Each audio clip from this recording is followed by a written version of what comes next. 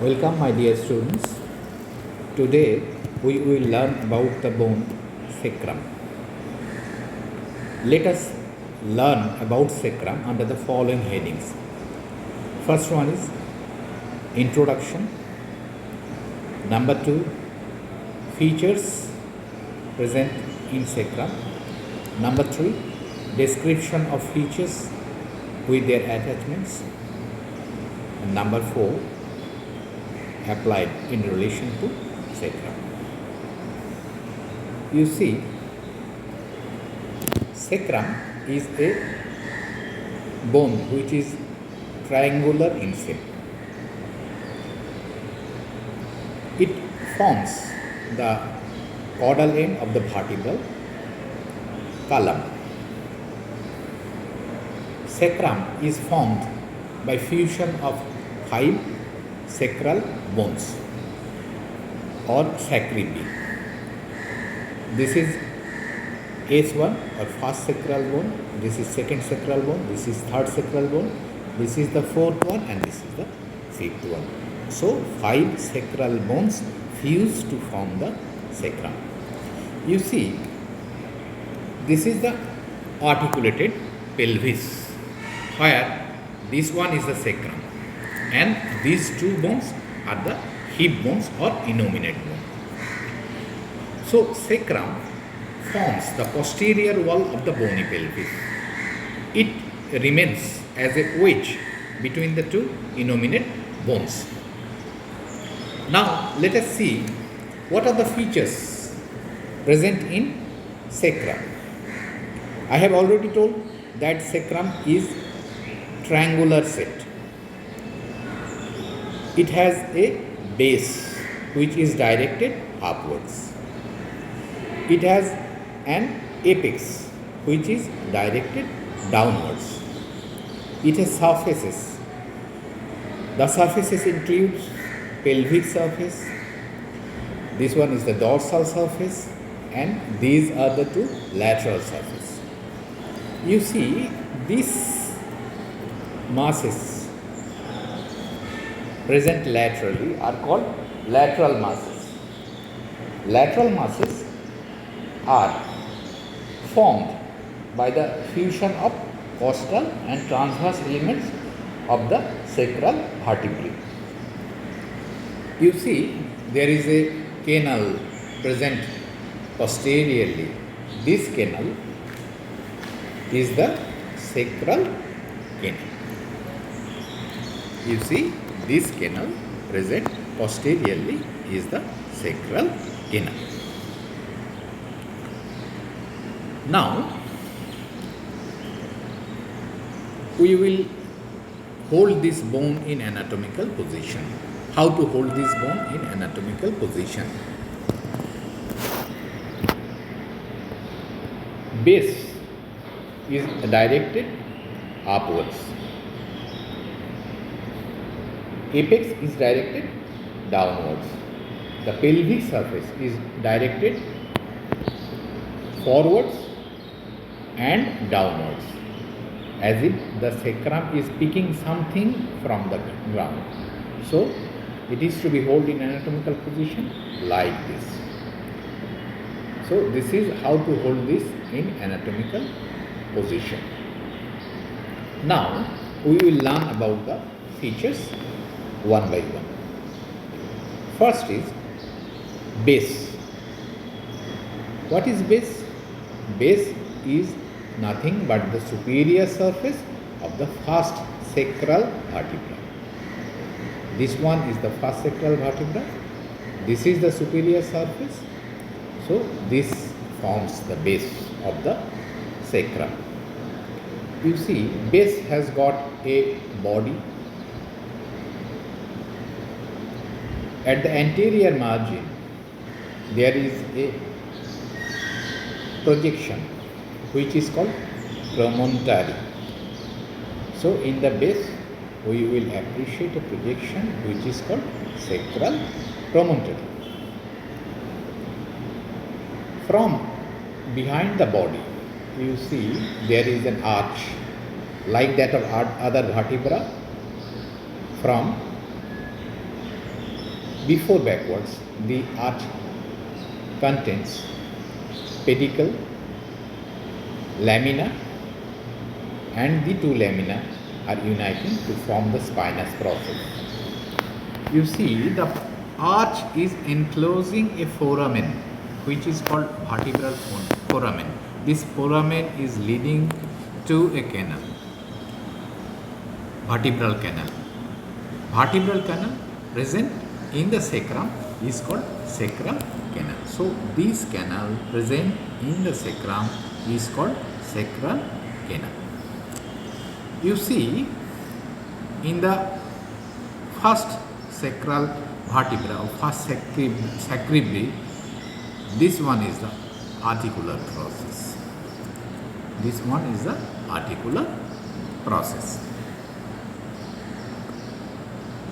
Now, see, at the lateral portion, you see there are two wing-shaped parts which are called ala of sacrum. So, this one is called ala of the sacrum. Ala of the sacrum has got anterior 2/3 portion which is smooth one and posterior 1/3 portion which is rough one. Anterior 2/3 portion smooth one belongs to the costal element and posterior 1/3 rough portion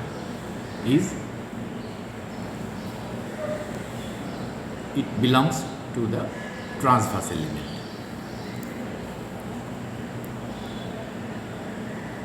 Now, let us see the attachments. In the posterior 1/3 of the ala, in the lateral part of the posterior 1/3 of the ala, here the ligament attached is the iliolumbar ligament, and the medial portion provides attachment for the lumbosacral ligament. In the anterior 2/3, a few fibers of iliacus muscle takes origin. Now, we will appreciate the structures which comes in relation to the ala of the sacrum. From medial to lateral side, the structures coming in relation are sympathetic trunk, lumbosacral trunk, iliolumbar artery and obturator nerve. From lateral to medial, they are obturator nerve, iliolumbar artery, lumbosacral trunk and sympathetic trunk. We will appreciate these structures during dissection of the posterior abdominal wall. Now, let us see what are the joints formed. You see, the upper surface of the body of the H1 vertebra, it articulates with the lower surface of the body of the L5 vertebrae, forming lumbosacral joint with intervention of articular disc, intervertebral disc in between them. This joint is secondary cartilaginous joint. You see the articular process, it articulates with the inferior articular process of the fifth lumbar vertebra, thereby forming joints. These joints are synovial joints. Next, we will talk about the apex. So, tapering apex, it is directed downwards. Apex articulates with the base of the coccyx. Below this sacrum, there is a small bone, which is called coccyx or tailbone. So there occurs one joint, one articulation with the apex of the sacrum and the base of the coccyx. This joint is called sacrococcygeal joint. Ligaments in relation to these joints: anterior surface of the apex of the sacrum connects the anterior surface of the coccyx by a ligament. This ligament is called anterior sacrococcygeal ligament. You see, similarly, the posterior surface of the apex is connected to the posterior surface of the coccyx by posterior sacrococcygeal ligament. Posterior sacrococcygeal ligament has got a deep part and a superficial part. Deep part is attached to the posterior surface of the apex of the sacrum with the posterior surface of the base of the coccyx, and the superficial part of the posterior sacrococcygeal ligament, it actually closes this hiatus, sacral hiatus. In living state, this sacral hiatus is closed by the superficial part of the posterior sacrococcygeal ligament. Next, we will learn about the pelvic surface. You see, this one is the pelvic surface. What are the features present in the pelvic surface? See, there are 4 ridges, transverse ridges in the pelvic surface. These are the ridges. These ridges are the point lines of fusion between the sacri.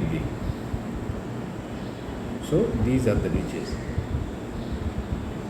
1, 2, 3 and 4. These are the transverse ridges present in the pelvic surface. You see, these are the foramina. These are the foramina present in the pelvic surface. These foramina are called pelvic sacral foramina.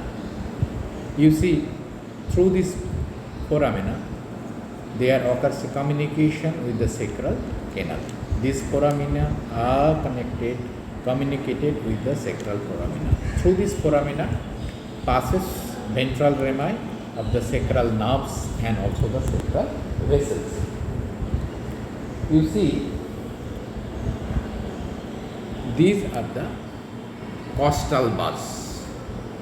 These are the costal bars which are present between the pelvic sacral foramina. They are 4 in number. They represent the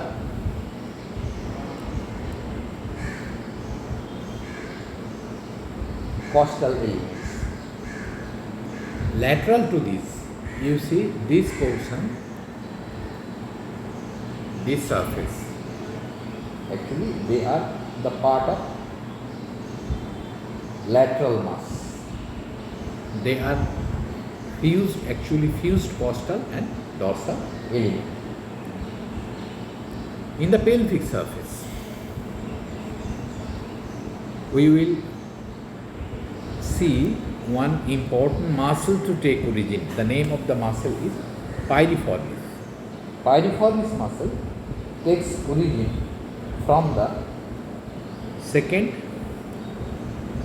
third and fourth costal bars involving the lateral mass. This way.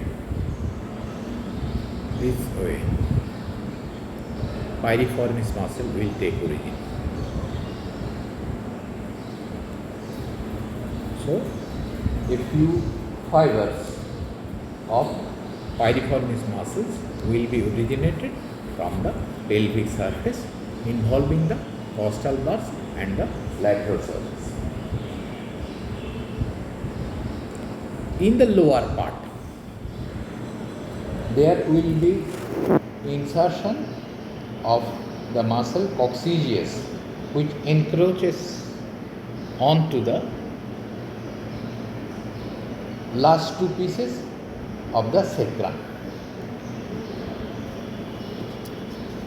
Next, we will talk about the dorsal surface. You see, in the dorsal surface, in the midline, there is a crest. Along the midline, there is a crest. This crest is formed by fusion of the spinous processes. This crest is called median sacral crest.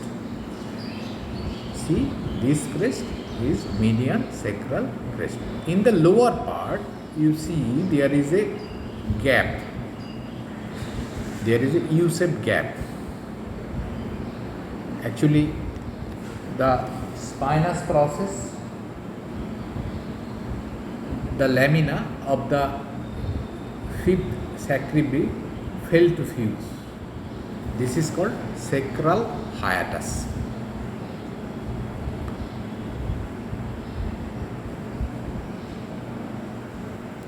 So, this is the sacral canal. It ends in sacral hiatus. Through the sacral hiatus, the structures which pass are the fifth sacral nerve, coccygeal nerve, and filum terminale. What is filum terminale? It is a fold of pia mater, and it goes to be attached to the dorsal surface of the second piece of coccyx bone.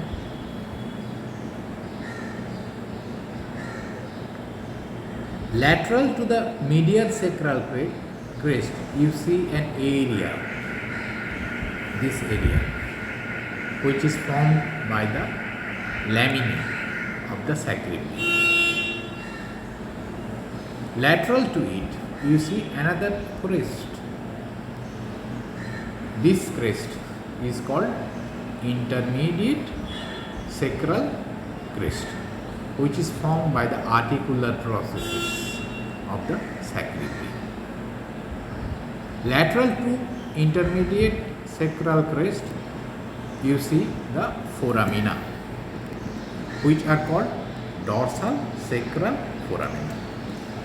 Through this dorsal sacral foramina passes dorsal rami of the sacral nerves. Lateral to this dorsal sacral foramina, again there is one crest descending. That crest is called lateral sacral crest, which is formed by the transverse process of the sacral vertebrae or sacri. So, from center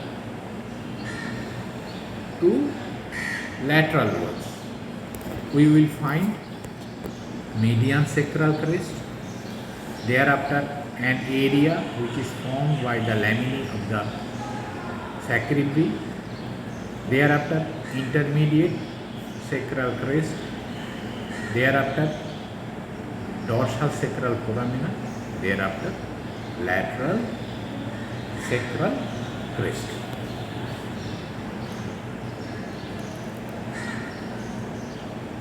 After that, we will see the lateral surface. You see, this one is the lateral surface of the sacrum. In the lateral surface, in the upper part, there is an articular area. You see, this one is the articular area, which articulates with the corresponding articular area present in the hip bone. Thereby formation of a joint occurs here. The name of the joint is sacroiliac joint. You see, in the sacrum there is an auricular area. This auricular area actually articulates with the corresponding auricular area present in the hip bone, forming the joint. The name of the joint is sacroiliac joint. This anterior margin of this auricular margin provides attachment for ventral sacroiliac ligament. Behind the auricular area there is a depression which provides attachment for the interosseous sacroiliac joint. Below this there is a tubercle. This tubercle provides attachment for the dorsal sacroiliac ligament. So, upper part of the lateral surface